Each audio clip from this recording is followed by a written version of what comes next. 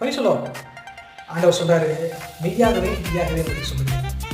அப்ப மெய்யாகவே உங்களுக்கு சொல்லுகிறேன்ற விஷயம் எதை குறிக்கிறது என்று சொன்னால், மெய் என்றால் சரீரத்தை குறிக்கிறது. ஆனால் இங்கிலீஷ்ல truly I say to you, உண்மை என்ன? அதாவது தேவன் உங்கள் வாழ்க்கையில சொல்லி இருக்கிற எல்லா ஆசீர்வாதங்களும் சரீர பிரகாரமாக நிறைவேறும்.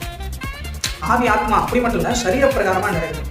ஆனா நீங்கள் பிசாசின் பொய்யை நம்பும்போது, பொய் பிதாவா இருக்கிறாங்க அவனை நம்பும்போது உங்க சரீரத்திலையும் அது நடக்கும். என்ன நடக்கும்? வியாதியா இருக்கும், வறுமையா இருக்கும், தரித்திரமா இருக்கும், சுகவீனமா இருக்கும். ஆனா மெய்யாகவே சொல்லுகிறேன் என்று சொன்ன இயேசுவின் வார்த்தையை கேட்கும்போது உங்கள் சரீரத்திலே சுகம், பலம், ஆரோக்கியம், ஐஸ்வர்யம், அப்படிப்பட்ட எல்லா விதமான காரியங்களும் உங்களுக்கு அவருடைய மெய்யான சிலுவையிலே மெய் என்றால் சரீரம், சிலுவையிலே தன்னுடைய சரீரத்தை ஒப்பு கொடுத்து அதன் மூலமாக உங்களுக்கு ஒரு சுதந்திரத்தை கொடுத்தாரு பாருங்க.